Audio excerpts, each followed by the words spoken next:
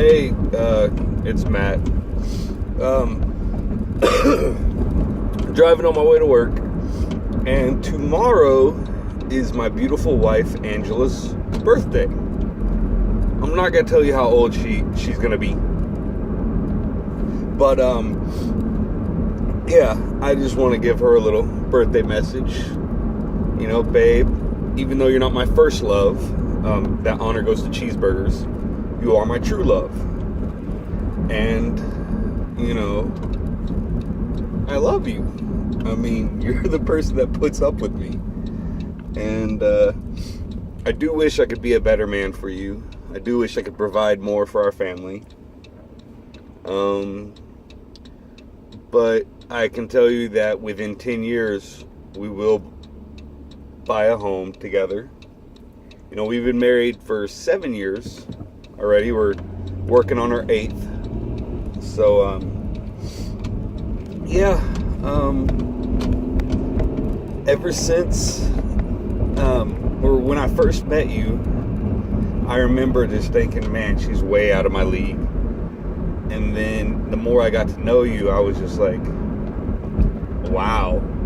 And ever since the times I was trying to tell you that I liked you, to the time that you mentioned us going on a date and I got so scared, I ran out of the room because I thought you were just messing with me. And, you know, and then how you used to open on Saturdays at Hobby Lobby and you would stay to close just to talk to me. And you would clean up whatever section I was assigned to clean up. You'd help me clean up and we would just talk. And then the night I remember when my I had a Land Rover. Yeah, I had a Land Rover at the time. And the key for the Land Rover broke. And I got it replaced, and I gave you the top part, the part that attaches to the key ring, and I gave that to you, and you said, what is this? And this is when I was still trying to tell you that I liked you. And you said, what is this? I'm like, it's the key to my heart. You said, it's broken. And I'm like, well, it's a broken key for a broken heart. And you didn't get my hint. At least I don't think you did. And then also, I remember the time I tried to tell you that, you know, I was like, hey, you know how you see those beautiful women and they're holding hands with an ugly guy? And you're like, well, yeah. And I go, I want to be one of those ugly guys. And you were just like, oh, whatever. Well, now I am one of those ugly guys that is holding hands and with a very beautiful woman. I remember the time we were at work and it was like a decorative frame and a little ring of barbed wire fell off. And then there was this big gaudy gem that was from the bead section. It was like a huge gem like that. And I took that barbed wire ring and I took that gem because they were in the trash. I took them out of the trash and I folded 2 links of the barbed wire together so it held the gem in place. And I gave it to you, and you said, what is this? And this is before, you know, I was still trying to tell you I liked you. And I go, it is a symbol of my undying love for you. And you laughed. And that hurt, actually. But yeah, I remember when I finally told you I liked you, though. It was a Saturday. We got done working, closing. The manager who was there, which was Bobby, he used to always make everyone stay later than anyone else. But he finally let us go. And we were parked near each other. And we go out there and we start talking. And you were talking about how Austin had plans for your day off. How y'all were going to go play catch. And, of course, me being the type of guy I am, I have everything in my vehicle almost. So I went to my vehicle, or I was asking, I was like, so do you have a glove to play catch with him? Because he was into baseball. And you were like, no, I'm just going to catch with my hands. So I went into my Land Rover and dug out my baseball glove, or my extra baseball glove, and gave it to you. which that glove happened to be my mom's and then my sister's, and then I got it somehow, I don't know, but I gave that glove to you. And then I remember finally the words just came out. Oh, it's getting too hot in here. The words finally came out where I'm like, I think I like you. And you go, you think? And I'm like, well, yeah, it depends if you like me. And you go, well, I like you too. And then we started, just kept talking. And before long, your dad drove up there because at that time you were living with your parents, trying to save up money for a house. And your dad drove up to Hobby Lobby because, unbeknownst to us, it was like 2 o'clock in the morning. We'd been standing out there by our vehicles talking for like 2 hours. And yeah, your dad drove up there, and I remember he had the biggest smile on his face when he saw that you were just standing in your work parking lot talking to a guy.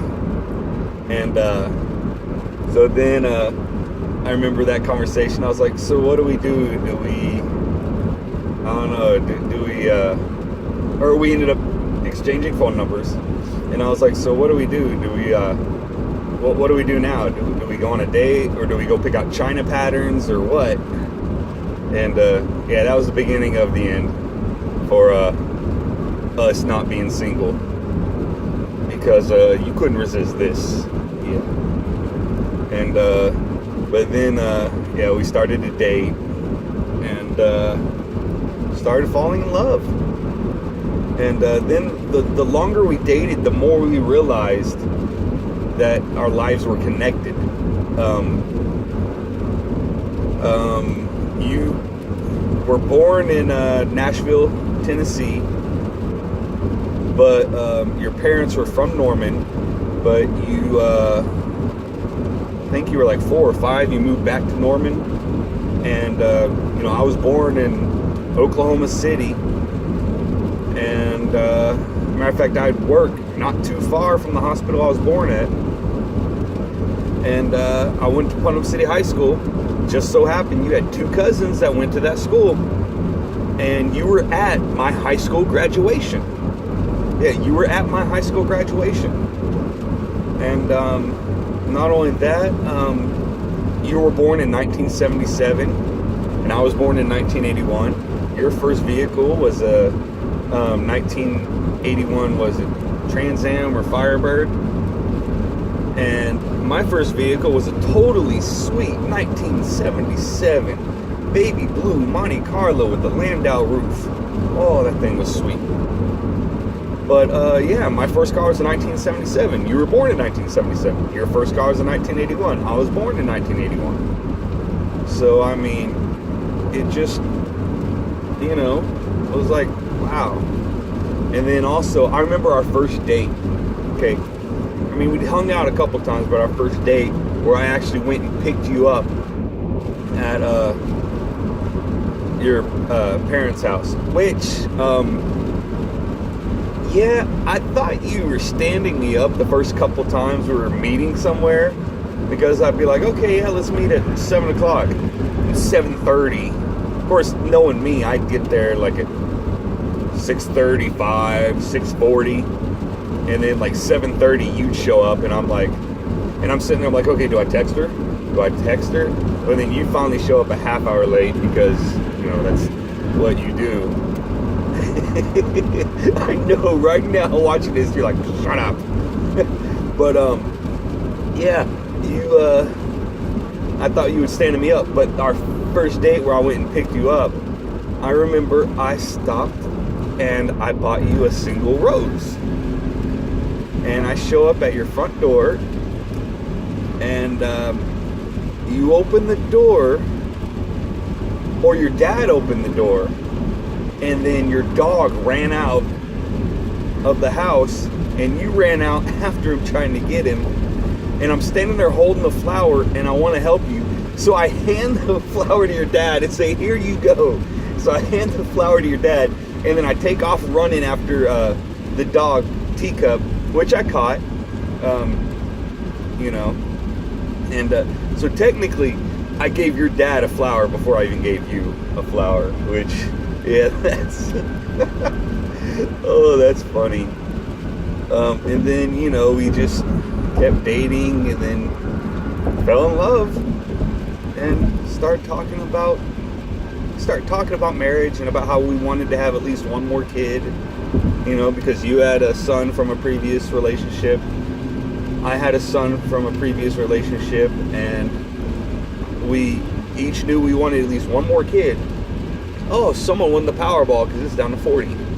So yeah, we each knew we wanted at least one more kid.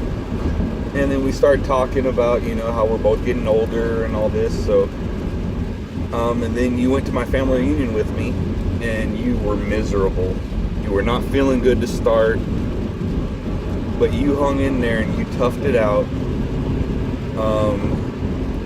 And I saw how my cousin Ryan was putting the moves on you, so I knew I better lock you up, or my cousin, the ladies' man, I was gonna lose you to my cousin, the ladies' man. You know, Army, honor guard, that whole spiel. You know, 3% body fat, yada yada yada. So, you know, 6 foot whatever, and y'all were the same age.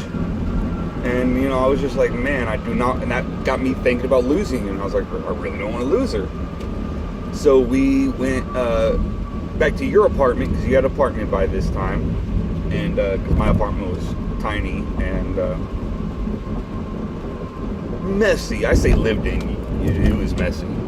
But I remember we were in your room and we were waiting to pick up Quentin, and we'd come back from the family reunion a little early, and I'm laying longwise across the bed, which still to this day annoys you, and you were laying kind of sitting up against the headboard with your feet on my back, and I said, you know how we were talking about marriage? You go, yeah. I go, well, why don't we do it? And you go, oh, okay. And then I start talking about when we're gonna get married. And I was like, well, you know, how about, you know, well, we have, and this was August. And I go, well, Quentin's birthday is in August. And I'm like, my birthday's in October. November is Austin's birthday and Thanksgiving, and we have Christmas. And January is your birthday. And I'm like, the lease is up on my apartment at the end of October, and I really don't want to live with someone that I'm not married to, just because, you know, there's nothing wrong with it, but it's just my beliefs. And not only that, the custody agreement with my son states that myself and his biological mother cannot live with anyone outside the confines of marriage. And, you know, I knew I was in love with you, and so we started planning it, and then I said, okay, let's get married in September, the end of September. Mind you, this is August. My lease was up in October in my apartment. So it was a financial decision, and also kind of playing around everything, and then you found out I was real serious when you got a notification saying that I changed my Facebook status to engaged. And you're like, oh, you were serious? I go, yeah. I'm like, were you? And you go, yeah. And then we got married, and honestly, the first couple years of our marriage were pretty rough. We had no money. And it's a big step going from single with one kid to married with 2 kids. And so we got married in September, and by December we were pregnant. And that also, you know, with Ronnie, which we knew we wanted to have him. And so that just put a strain, but you hung in there with me, all my ups and downs and my quirks, and my jobs and having shoulder surgery and losing the pest control job I had, and then you hung with me for that year that I didn't have a job while I was healing from my shoulder surgery and trying to find a job that wasn't minimum wage. You know, being a disabled veteran, you know, the jobs are somewhat slim. But I ended up working at the post office and then working nights, and you were dealing with me through the nights. And also, you know, I just want to apologize for not taking you to Hawaii for your 40th birthday, but I do plan on at some point in time taking you to Hawaii. But yes, I want to say happy birthday to my beautiful wife, the person who puts up with me. She may not be my first true love, which is cheeseburgers, but she is my one and only forever true love. And I just want you to know how much you mean to me. And even though I drive you crazy and our kids drive you crazy, I just want to say thank you for being the rock in our family. So no matter how much we argue when I ask you a question and you give your famous answer of I don't know, it could be anything. How are you feeling? I don't know. You know, anything, regardless of what I ask you, the answer is I don't know.